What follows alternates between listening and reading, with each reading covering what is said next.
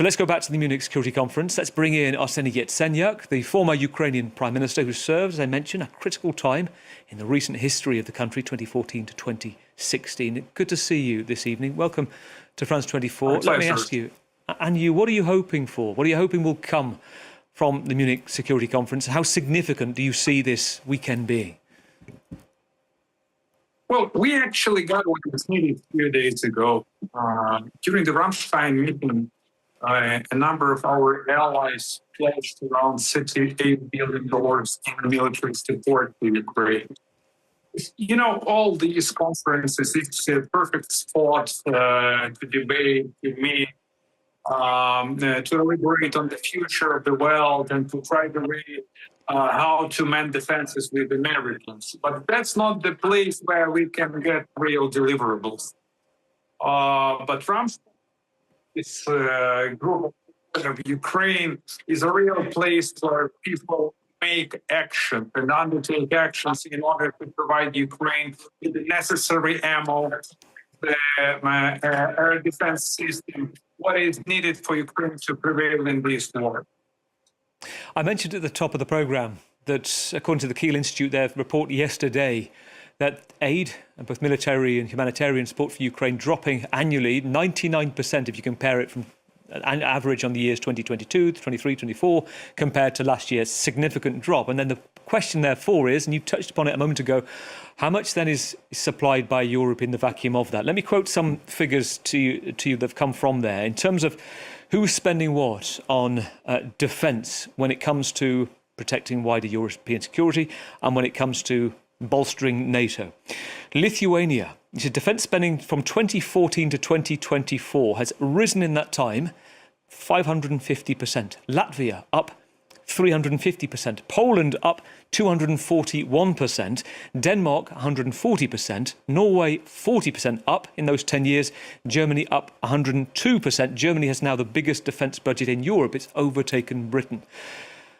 We still hear from Kyiv the worry that that's not effectively bridging a solution. It's still not enough for the defence Ukraine needs. What are you making of the support from Europe right now? Look, here is my take. You're absolutely right saying that Americans practically refuse to finance Ukrainian both military and Ukraine's economy. And it brings me to my next point. But Europe managed to support Ukraine. Europe actually squared the wagons and the way how to provide necessary support for Ukraine. And let me remind you that Europeans pay directly to Americans via Pearl program and purchase Americans ammo for Ukraine's military. So in terms of overall financial support, I'm going to give you some numbers. In a few days on the February, we're going to commemorate the start of the war that Russia waged against Ukraine in 2014. I want to remind you, viewers, that the war started not in 2022. The war started after suspected war criminal Putin illegally annexed Crimea in 2014. So this war is going on for 12 years. And could you imagine that Ukraine and its allies spent around $450 billion in the last 12 years? And Russia spent around $800 billion to prosecute the war. So, to put it in a nutshell, Europeans did a good job in substituting Americans and in defending both European and Ukrainian security. That's not a donation. This is the contribution to every single country's security, as we are fighting for Ukraine and we are defending alliance, NATO member states, and the entire EU. I mentioned countries... Definitely. Do go on. I wanted to briefly mention, I mentioned countries there that were east and north of Berlin. I didn't mention those west of Berlin. We know Spain isn't meeting its NATO contribution. Britain's defence budget, in that time that I gave for the other significant increases, so this is from 2014 again, the start of the annexation of Crimea, to 2024, that 10-year period, Britain's defence budget up by 28%. The French defence budget up by 24%. Now, when you look at that compared to what's going on in the east and the north, is that okay? Well, we should ask those who do not pay their fair share. The reason of the surge in military expenditures is very clear. Every single nation that you mentioned invested in its own security. So people want to get a secure space. And this is not a charity. This is an investment in European security by helping Ukraine's military. We as Ukrainians are paying the highest price for the overall security because we are losing Ukrainian men and women in the uniform. But we've shown to everyone, and mainly to Putin, that his idea is to outwit and to outlast us won't work. This is futile idea. Going back to the question once again that you raised, this is a wake-up call of the entire world after the that we have to pay more for our defense. And I can hardly imagine the governments of the countries that you mentioned who decided to skip this overall trend in increasing of the military expenditures.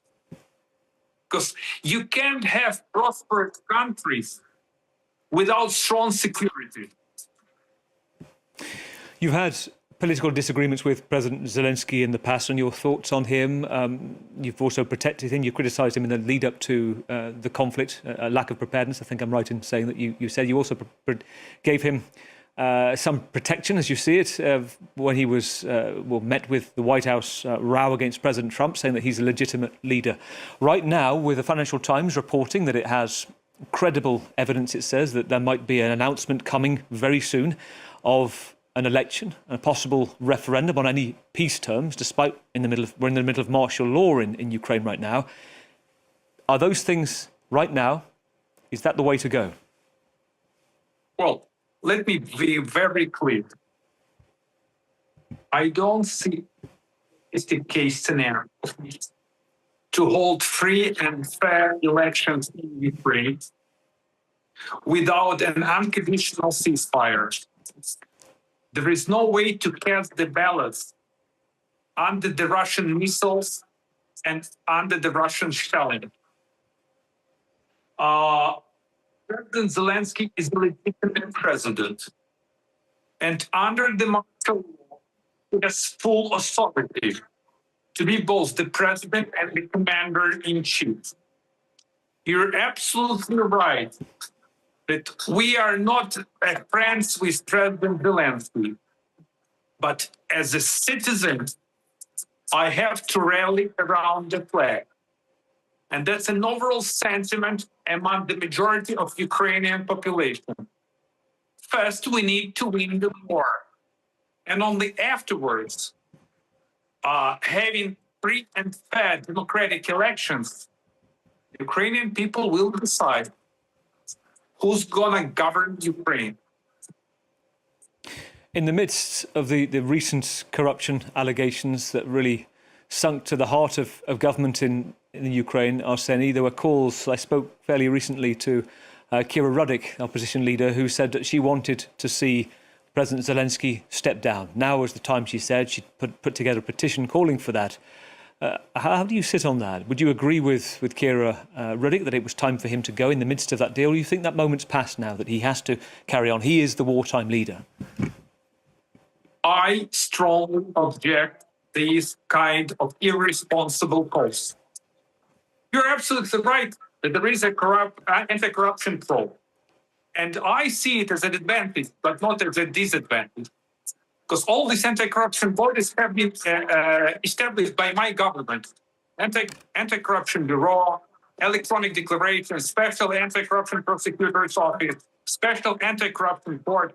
It was completely unimaginable to have high-profile Ukrainian officials to be under anti-corruption probe 12 years ago. So now we are on the right track. Those who committed corruption crimes have to be prosecuted, period. It's up to the anti-corruption agencies and anti-corruption court to bring them to justice. Corruption is completely unacceptable in the times of war. But let's split the office of the president and the probe that is conducting. The president has no authority to stop any kind of investigation. And even more, last year, there was an idea to strip anti-corruption bodies out of its independence. And the House passed a special bill.